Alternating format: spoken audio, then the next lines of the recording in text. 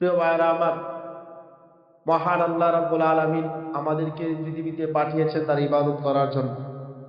আল্লাহর ইবাদত করার জন্য, তাবেদারি করার জন্য, তার গোলামি করার জন্য, তার দাসত্ব করার জন্য আল্লাহ তাআলা আমাদেরকে দুনিয়ার জমিনে প্রেরণ করেছেন।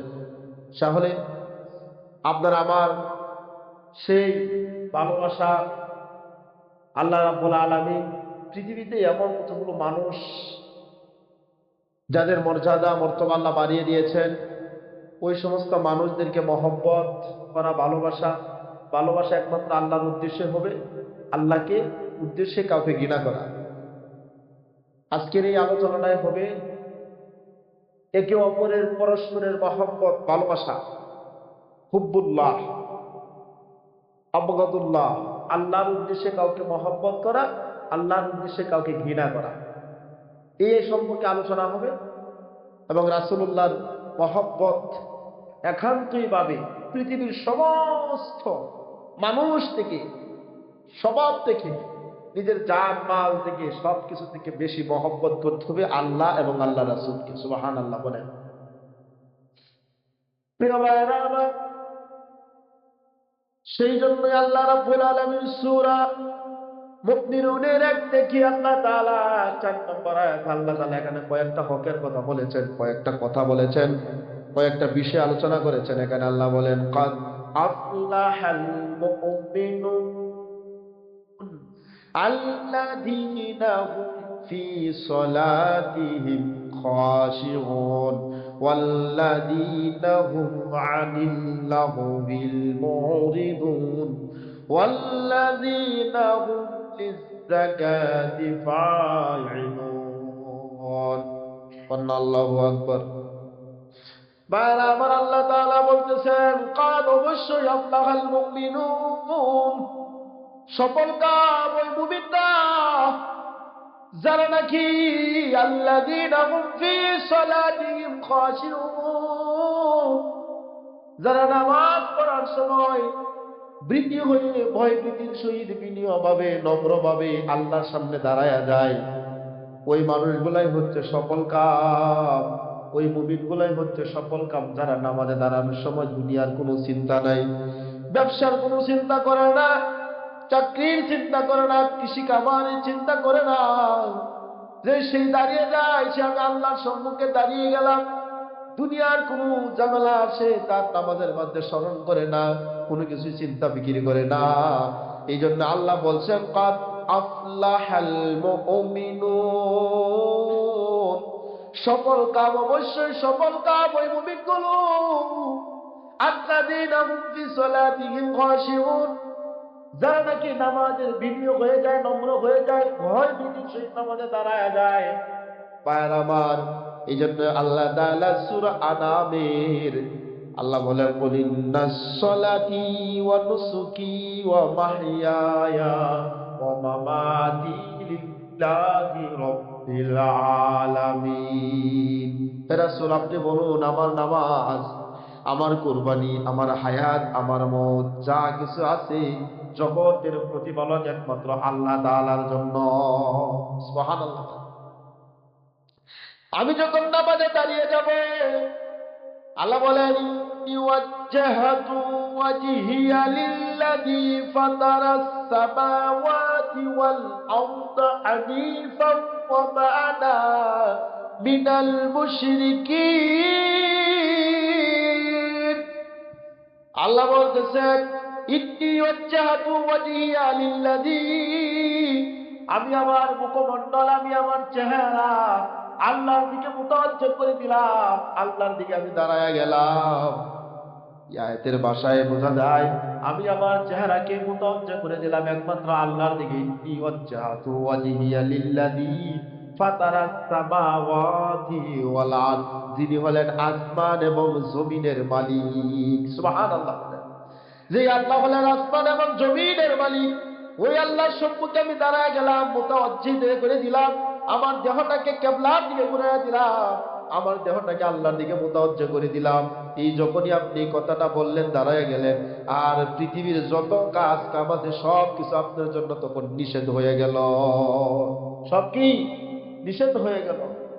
ইন্নী ওয়াজ্জাহাতু وجهي للذي فطر السماوات والأرض حنيفا وما أنا من المشركين আর বলে আমি মুশরিকদের অন্তর্ভুক্ত নয় আল্লাহ আমি তোমারই ইবাদত করি তোমারই নিকট আল্লাহ আমি তোমারই কাছে আল্লাহ তোমার দিকে সব কিছু মুক্ত করে দিলাম সব কিছু আমি বাদ দিয়া আল্লাহর দিকে মনোনিবেশ করলাম সুবহানাল্লাহ কইলেন না প্রিয় ভাইরা আমার এই জন্যই আল্লাহ তাআলা বলেন ওমা খালাকতুল জিন্না ওয়াল ইনসা ইল্লা লিয়াবুদুন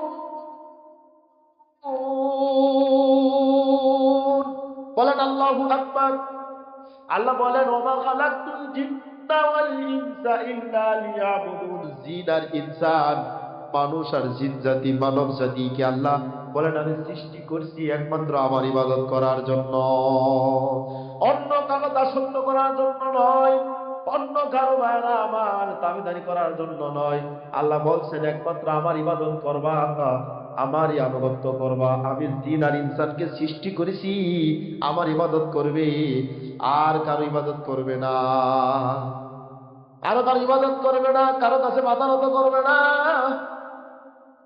কারো কাছে আল্লাহ তাআলা বলে দিয়েছেন কারো কাছে সে মুতাওয়াজ্জহ হবে না একমাত্র আল্লাহর দিকে মুতাওয়াজ্জহ হবে একমাত্র আল্লাহর দিকে মনোনিবেশ করবে আল্লাহর দিকে আল্লাহকে রব হিসাবে মেনে নিবে ও ভাইরা আমার এই জন্যই আল্লাহ তাআলা এই ভাষাগুলো এখানে বলে দিয়েছেন হাসরের মাঠে হিসাব হবে জিন আর ইনসান জিন জাতি আর মানব জাতি মানুষের হিসাব নিকাশ হবে আর যত দেখবেন যত মাখলুক আল্লাহ সৃষ্টি করেছেন সব মানুষের উপকারার্থে সৃষ্টি করা হয়েছে সুবহানাল্লাহ বলেন সব মানুষের উপকারার্থে আল্লাহ সৃষ্টি করেছেন এই জন্যই ভাইরা আমার আল্লাহ বলছে যে নামাজে যখন দাঁড়িয়ে যাবা কুসু খুজুর সহিত বিনিয়োগের সাথে দাঁড়িয়ে যাও সেই জায়গার ভিতরে কোনো গরু বাছুরের চিন্তা করা যাবে না সাংসারিক চিন্তা করা যাবে না ব্যবসার চিন্তা করা যাবে না চাকরির চিন্তা করা যাবে না কোনো চিন্তা চলবে না দুনিয়ার কোনো চিন্তা না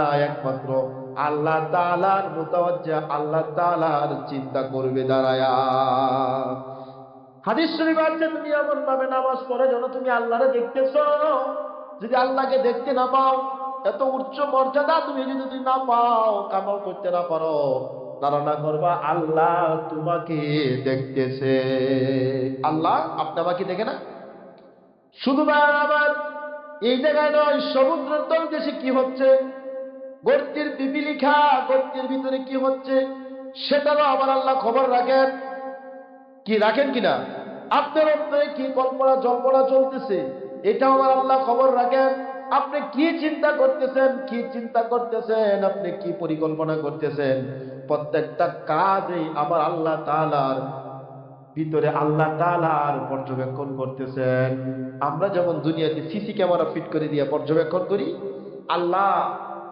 সেমন ভাবে পর্যবেক্ষণ করতেছেন ফেরেশতা নিয়োগ করে দিয়েছেন এবং আল্লাহ শাসককে দেখতেছেন সুবহানাল্লাহ বলেন আল্লাহ পরে বলেন ওয়াল্লাযীনা হুম আনিল লাগবি মুরিদুন যারা নাকি বেহুদা কথা কয় না অশ্লীলতা কথা বলে না তারাই হয়তো সফল কাম ওই মানুষগুলাই সফল কাম কাউরে বকাবাদ্য দেয় না কারো গালিগালাজ করে না কারো সাথে ঝগড়া করে না ফাসাদ করে না দাঙ্গা হাঙ্গামা করে না ওই মানুষটাই হলো সফল কাম মুমিন সুবহানাল্লাহ বলেন ওয়াল্লাযীনা হুম লিয-যাকাতি ফাইলুন আল্লাহ বলতেছেন এরপরে যারা যাকাত দেয় যাদের উপর যাকাত খরচ করা হয়েছে ভাইরা আবার এবার এই যে যারা কৃষক মানুষ দান করেছেন যারা চাষাবাদ করেছেন এই বৃষ্টির ফসলে যে জমিনে দান হয়েছে সেই জায়গাতে আপনি 10/1 যাকাতের দান দিয়ে দিতে হবে ধানের যাকাত আছে সরিষার যাকাত আছে গমের যাকাত আছে গরু বাছুরের যাকাত আছে মহিষের যাকাত আছে উটের যাকাত আছে স্বর্ণ অলংকারের যাকাত আছে ফল ফলাদির যাকাত আছে সবগুলোতে যাকাত দেওয়া আছে উসরের অর্থাৎ ফসলের যেটা সেটাকে বলা হয় উসর এটাকে কি বলা হয় উসর বলা হয় ফসলের 10 ভাগের 1 অংশ আপনার এই চাষাবাদ করছেন, এখানে 1 অংশ আপনার এটা অর্থ, এই ধান গরিব মানুষদেরকে দিয়ে দিবেন, এতিমখানায় দিবেন। এটা হলো যাকাতের একটা অংশ, আপনার দান করতে হবে। এটা আপনার দয়া নয়, করুণা নয়, এটা আল্লাহ তাআলার হক, গরিবের অধিকার রহিয়াছে আপনার সম্পদের ভিতরে, এই কারণে আপনার করতে হবে। গরিবের অধিকার রয়েছে আপনার এই সম্পদের, যাকাত দিলে আপনার সম্পদ পবিত্র হবে, আর যাকাত যদি না দেন আপনার সম্পদ অপবিত্র থাকবে। এই হাসরের মাঠে এই সম্পদগুলোকে আপনার সুদাউল আকরা সাপ বানায় আপনাকে চুগল মারবে, বলে যে আমি তোমার মাল, আমি তোমার মাল, এখন স্বাদ গ্রহণ করো। কন্যা উজুবিল্লাহ। অনেক এবং আলোচনা, আমি ওইদিকে যাব না। আল্লাহ বলতেছেন সফল কাম ওই মুমিন, কাদ আফলাহাল মুমিনুন, যেই কাজগুলো করবে, যারা নামাজ পড়বে ভিডিওর সহিত, যারা বেহুদা কথা বলবে না, যারা যাকাত দিবে, যারা নিজেদের গোপনাঙ্গকে হেফাজত করবে, এমনগুলো অনেকগুলো কথা আছে, তারা হলো সফল কাম মুমিন। সুবহানাল্লাহ বলেন। প্রিয় ভাইরা আমার, বুখারী মুসলিমের বর্ণনা, عن ابي هريره رضي الله عن ابي امامه رضي الله تعالى عنه قال قال رسول الله صلى الله عليه وسلم من احب لله وابغض لله واعطى لله ومنع لله فقد استكمل الايمان رواه البخاري। قلنا سبحان الله। দয়াল নবীজি বলতেছেন, হযরত আবু উমামা থেকে হাদিসটা বর্ণনা, রাসূলুল্লাহ সাল্লাল্লাহু আলাইহি ওয়াসাল্লাম বলেছেন, মান আহাব্বা লিল্লাহ, যে ব্যক্তি ভালোবাসবে, মহব্বত করবে একমাত্র আল্লাহর উদ্দেশ্যে। আমরা দুনিয়াতে একজনকে আরেকজনকে মহব্বত করি না, দুনিয়ার কোনো স্বার্থের জন্য করি না, কোনো টাকার জন্য করি না, কোনো পয়সার জন্য করি না, কোনো ক্ষমতার জন্য মহব্বত করি না। আমরা একমাত্র একজন আরেকজনকে মহব্বত করি আল্লাহর উদ্দেশ্যে, ঠিক কিনা?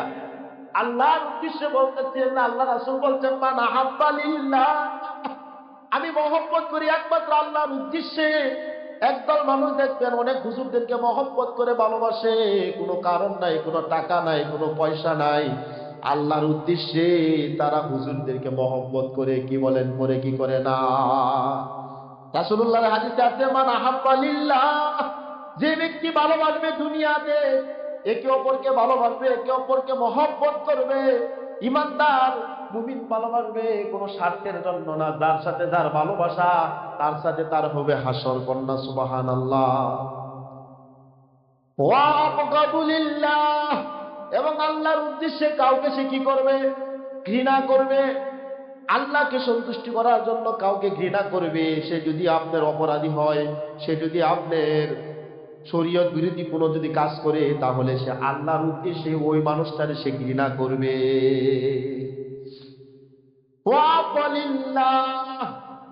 এবং আল্লাহর উদ্দেশ্যে সে কি করবে, দান করবে, দান করবে আল্লাহর উদ্দেশ্যে। এবং আল্লাহর উদ্দেশ্যে সে আল্লাহর নিষিদ্ধ কাজ থেকে সে বিরত থাকবে। রাসূলুল্লাহ বলেন, ফাকাদ ইস্তাকমালাল ঈমান, সেই তো প্রকৃত ঈমানদার, সেই তো পরিপূর্ণ ঈমানদার। কন্যা সুবহানাল্লাহ। বুখারীর হাদিস। আরেক হাদিসে আছে, عن ابن عباس رضي الله تعالى عنه قال قال رسول الله صلى الله عليه وسلم زكاة طعام من رضي بالله ربا وبالإسلام دينا وبمحمد رسولا। সকলে বলেন সাল্লাল্লাহু আলাইহি ওয়াসাল্লাম। এটা বুখারীর বর্ণনা। প্রখ্যাত সাহাবী আব্দুল্লাহ ইবনে আব্বাস বললেন, রাসূলুল্লাহ সাল্লাল্লাহু আলাইহি ওয়াসাল্লাম ইরশাদ করেন, ওই ব্যক্তি ইমানের, মান যাকাত তোয়ামাল ঈমান, ওই ব্যক্তি ইমানের স্বাদ গ্রহণ করবে। মান রাদিয়া বিল্লাহি রাব্বা, এখন আসেন, যে ব্যক্তি বলবে আমার রব আল্লাহ, শুধু মসজিদে আমার রব আল্লাহ এটা নয়, মসজিদের বাহিরেও আমার রব আল্লাহ, ঠিক কিনা? মসজিদের ভিতরে যেমন আমার রব আল্লাহ, মসজিদের বাহিরেও আমার রব হচ্ছেন আল্লাহ।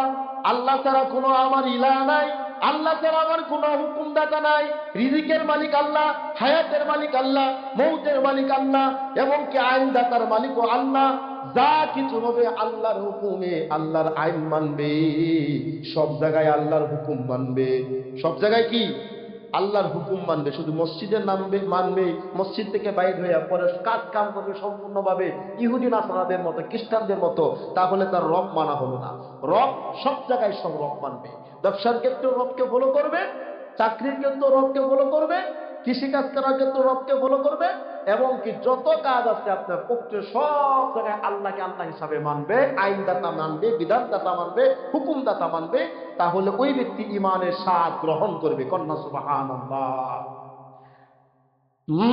পরে হলে বলা হয়েছে মানু রাদিয়া বিল্লাহি রাব্বা ওয়া বিল ইসলামি দীনা, এবং ইসলামকে দ্বীন হিসাবে মানল। ইসলামের কিছু মানলাম আর কিছু ছাড়লাম এমনটা নয়, পরিপূর্ণভাবে ইসলামের সব হুকুমাকাম আমি মানব। আমার নবী যা নিয়ে এসেছেন আল্লাহর পক্ষ থেকে তা পুঙ্খানুপুঙ্খানুভাবে আমার পালন করার নাম হলো ইসলাম। কিছু মানলাম কিছু মানলাম না, এটা ইসলাম নয়। কিছু মানলাম আর কিছু মানলাম না, এটা ইসলাম হতে পারে না। ইসলামের পুঙ্খানুপুঙ্খানু সব আমার মানতে হবে। বলে যে মুহাম্মদুর রাসূলুল্লাহ, মুহাম্মদ সাল্লাল্লাহু আলাইহি সাল্লামকে আল্লাহর রাসূল হিসাবে আপনার স্বীকৃতি দিতে হবে। কি বলেন, ঠিক কিনা?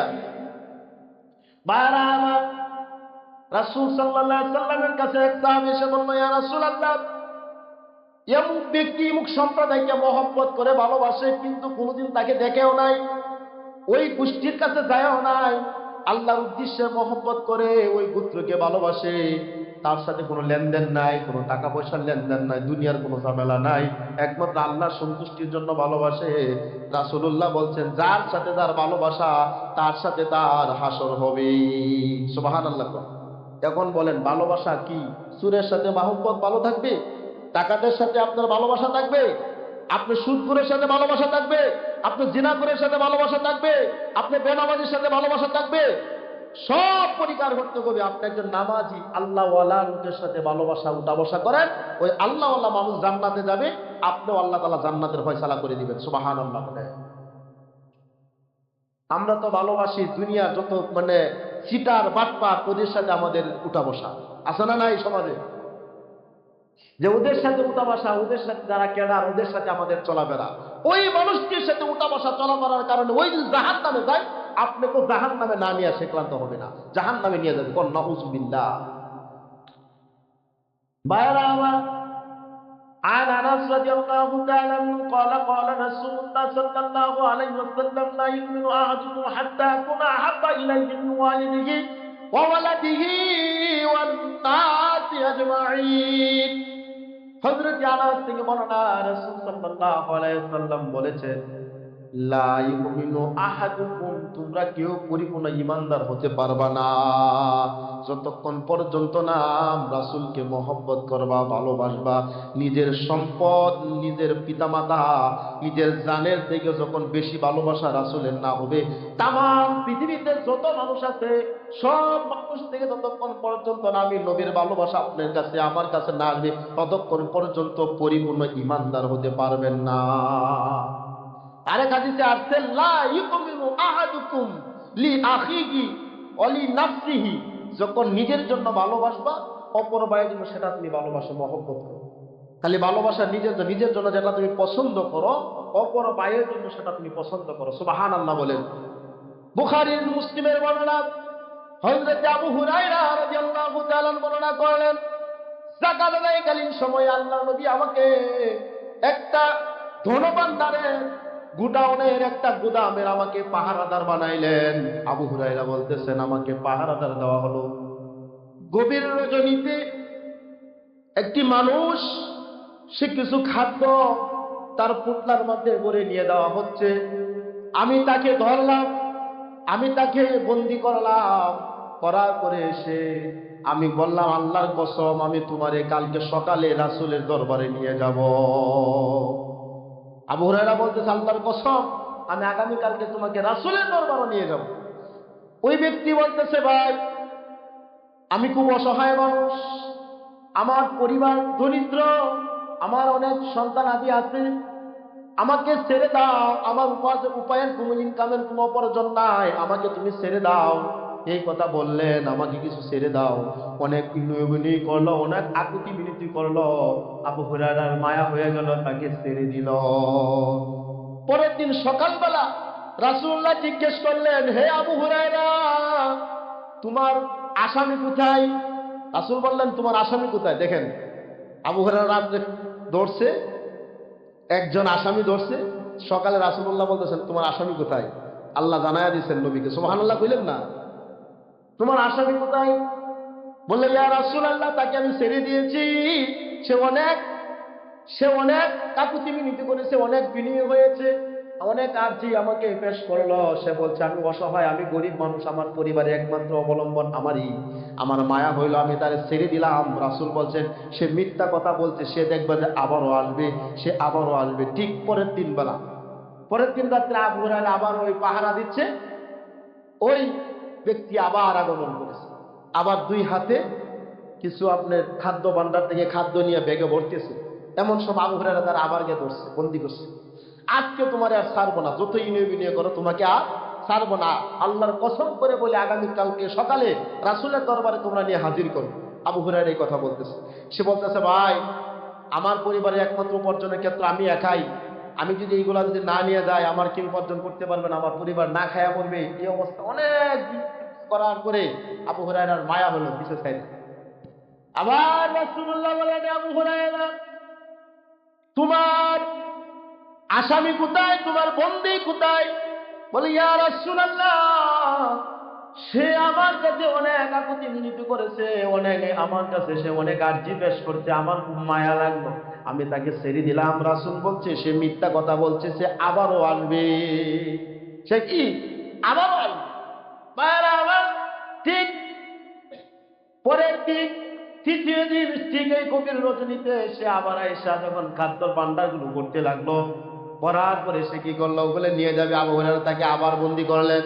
তো আজকে তোমারে ছাড়বো না, আজকে তোমারে আল্লাহর কসম করে বলি আবার বলতেছে তোমার রাসূলের দরবারে সকালে কালকে হাজির করবো। এই কথা বলার পরে সে বললে ভাই, তুমি আমার ছেড়ে দাও, আমি তোমার এমন একটা জিনিস শিখিয়ে দিব যে জিনিসটার কারণে আল্লাহ তাআলা তোমার মর্যাদা বৃদ্ধি করে দিবেন। সুবহানাল্লাহ বলেন। কারণ সাহাবাই কেরামরা তারা আপনার অনেক জিনিস শিখার জন্য পাগল মারা থাকতেন, যে কোনো জিনিস পাইতে তারা শিখতেন, শিখার আগ্রহ তাদের ভিতরে ছিল। এই কথা যখন সে বলল ঠিক আছে ভাই, তুমি আমারে শিখাও, কি শিখাইবা? সে বলল আমি তোমারে বলি, প্রতিদিন শোয়ার সময় আয়াতুল কুরসি, অর্থাৎ আয়াতুল কুরসি শেষ 3 আয়াত তুমি পাঠ করবা। আল্লাহ তাআলা তোমার জন্য একজন পাহারাদার নিযুক্ত করে দিবেন। সুবহানাল্লাহ বলেন। আল্লাহ তাআলা একজন পাহারাদার নিযুক্ত করে দিবেন, সারা রাত্র পর্যন্ত তোমাকে পাহারা দিবে। আয়াতুল কুরসি পড়বেন, ওই দিন শয়তান কোনো কিছুই প্রবেশ করবে না। সুবহানাল্লাহ কইতেন না? আয়াতুল কুরসির কত কত বাবারা আমার, এই আয়াতুল কুরসির ব্যাপারে আছে যে ব্যক্তি প্রত্যেক ফরজ নামাজের পরে একবার আয়াতুল কুরসি পাঠ করে তার শরীরে দমন করবে, ওই মানুষটা শুধু মৃত্যুটা তার জন্য অপেক্ষা, মৃত্যুর পরে ওই মানুষকে আল্লাহ তাআলা জান্নাতে পৌঁছায়া দিবেন। সুবহানাল্লাহ। আপনি ঘর থেকে যখন বাইরে হয়ে যাবেন, ওই ঘরের তালা যখন আপনি মারবেন, তালা মারার সময় আপনি আয়াতুল কুরসি করে ফু দিয়ে আসবেন। ওই ঘরে কোনোদিন চুরি হবে না, ডাকাতি হবে না, ওই ঘরে কোনোদিন আপনার জিনের আসর করবে না। সুবহানাল্লাহ বলেন। ওই ব্যক্তি এই কথা বললো, তোমার আমি উত্তম জিনিস শিখাইয়া দিব, তুমি আমাদের ছেড়ে দাও। আবু হুরায়রা কিন্তু কোন জিনিস শিখাইলো, এবার চিন্তা করলো তার একটা বিনিময় কিছু দেওয়ার দরকার। বিনিময় হিসাবে তারে আবার ছাইড়া দিছে। সে আবার কি তারে ছেড়ে দিয়েছে। সে চলে গেল। পরের দিন সকালবেলা আল্লাহ নবী আবার জিজ্ঞেস করলেন, আবু হুরায়রা তোমার আসামি কোথায়, তুমি যারে বন্দি করলা? বলে ইয়া রাসূলুল্লাহ, আজকে ঠিক একই অবস্থা, সে চলে গেল, সে আমাকে এমন জিনিস শিখাইয়া দিছে, যে জিনিস শিখানোর কারণে আমি তারে ছেড়ে দিলাম। কি জিনিস শিখাইছে বলো? রাসূল বললেন কি জিনিস শিখাইছে বলো? আবু হুরায়রা বলে ইয়া রাসূলুল্লাহ, সে আমাকে বলছে আয়াতুল কুরসি ৩ আয়াতগুলো পাঠ করলে, শোয়ার সময় যদি পাঠ করলে সারা রাত পর্যন্ত আল্লাহ তাআলা একজন ফেরেশতা নিযুক্ত করে দেন, পাহারা দেয়। সুবহানাল্লাহ বলেন। রাসূল বললেন সে তো সত্য কথা বলছে, কিন্তু সে প্রতারক, সে কিন্তু মিথ্যুক। এবার রাসূল বললেন তুমি কি তারে চিনো? আবু হুরায়রা বলেন না না, আমি তারে চিনি না। রাসূল বললেন সে মানুষরূপী শয়তান আসছিল। সে মানুষরূপী কি শয়তান। এই শিখাই দিয়ে গেল ভাইরা আমার, তাহলে অনেক মর্তবা আয়াতুল কুরসি, ঠিক কিনা? সেই জন্য আমি বলতে চাচ্ছি, আল্লাহ রাব্বুল আলামিন বলেন যে ভাইরা আমার, আল্লাহ তাআলা যেমন কদ আফলাহাল মুমিনুন আল্লাযীনা ফী সালাতিহিম খাশিউন। সফল কামই মুমিনগুলো যারা তারা নামাজ পড়ে বিনয়ভাবে, নম্রভাবে, ভদ্রভাবে, কুসুকুজুর সহিত। এই আয়াতগুলো আল্লাহ তাআলা বলতেছেন ভাইয়ার আমার। আল্লাহ রাব্বুল আলামিন আরো বলতেছেন, অন্য অন্য জায়গার ভিতরে বলতেছেন যে মুমিনগুলো, ওই মুমিনগুলো সফল কাম, ওই মুমিনগুলো যারা নাকি একে অপরের দুনিয়ার জমিনে মহব্বত করবে, মহব্বত চালায়া যাবে। আমরা একে অপরকে মহব্বত করবো, ভালোবাসা একমাত্র কার উদ্দেশ্যে? আল্লাহ তাআলার উদ্দেশ্যে, আল্লাহ তাআলাকে সন্তুষ্টি করার জন্য। কি বলেন, ঠিক কিনা? মায়েরা আমার, শুধু তাই না, রাসূল আরবি সাল্লাল্লাহু আলাইহি ওয়াসাল্লাম বলেছেন, পৃথিবীর জমিনে যখন আল্লাহ কাউরে মহব্বত করেন, ভালোবাসেন, জিবরাইল আমিনকে ডাক দেওয়া, জিবরাইল, পৃথিবীর জমিনে আমি অমুক বান্দাকে মহব্বত করি, ভালোবাসি। ও জিবরাইল, তুমি তারও ভালোবাসো, মহব্বত করো। জিবরাইল আমিন আকাশে ঘোষণা করিয়ে দেয়, ও আকাশবাসীরা শুনো রে, আল্লাহ তাআলা পৃথিবীর জমিনে আমার বান্দাকে ভালোবাসেন, মহব্বত করেন। আমি জিবরাইলও তারে ভালোবাসি, মহব্বত করি। তোমরাও তারে ভালোবাসো, মহব্বত করতে থাকো। আকাশবাসীরাও তারে ভালোবাসে, মহব্বত করে। জোরে জোরে কন্যা সুবহানাল্লাহ। দুনিয়ার জমিনে জিবরাইল আমিন দুনিয়াবাসীদেরকে ঘোষণা করে দেয়, ও দুনিয়াবাসীরা শুনো, আল্লাহ তাআলা ইমুক বান্দারে মহব্বত করে, ইমুক বান্দারে ভালোবাসে। আমি জিবরাইলও তারে ভালোবাসি, মহব্বত করি। আকাশের অধিবাসীরা তারে মহব্বত করে ভালোবাসে। তোমরাও তারে মহব্বত করে ভালোবাসো। দুনিয়ার অধিবাসীরাও তাকে ভালোবাসে, মহব্বত করতে থাকে। সুবহানাল্লাহ কোন। আপনি দেখবেন পৃথিবীর জমিনে যেই মানুষগুলো বেশি মানুষ সাক্ষ্য প্রদান করবে, বলবে ওই মানুষটা খুব ভালো, প্রকৃতপক্ষে মানুষটা আসলে ভালো। আর যে মানুষকে আপনি সাক্ষ্য দিবে যে মানুষ ভালো না, বর্তমানে তারা খারাপ নয়, আসলে প্রকৃতপক্ষে সে খারাপ মানুষ। আমাদের দেশে এমন মানুষরা আছে, মানুষ মারা গেলে আকাশ কাঁদে, জমিন কাঁদে, গর্তের পিপিলিকা কাঁদে, কিন্তু এমন মানুষ আছে মারা গেলে মিষ্টি বিতরণ করে, আছে না নাই? দোকানের মিষ্টি বিতরণ করে, দোকানের মিষ্টি শেষ, এরকম ঘটনা আছে না? যে এই মানুষ মারা গেছে, মানুষের তার অত্যাচার থেকে নিষ্কৃতি পাইছে, মানুষ জালিম থেকে, জালিমের সুশাসন থেকে, জালিমের থেকে হাত থেকে রক্ষা পাইছে, এরকম ভাবে মানুষ মিষ্টি বিতরণ করে খাওয়ায়। কারণ তার অপকর্ম, তার কাজ কাম ভালো ছিল না, মানুষকে খালি নির্যাতন করেছে, অত্যাচার করেছে, মানুষকে আপনার বিভিন্ন সময় মামলা হামলা দিয়ে মানুষকে শেষ করেছে। এরকম মানুষ আছে না সমাজে?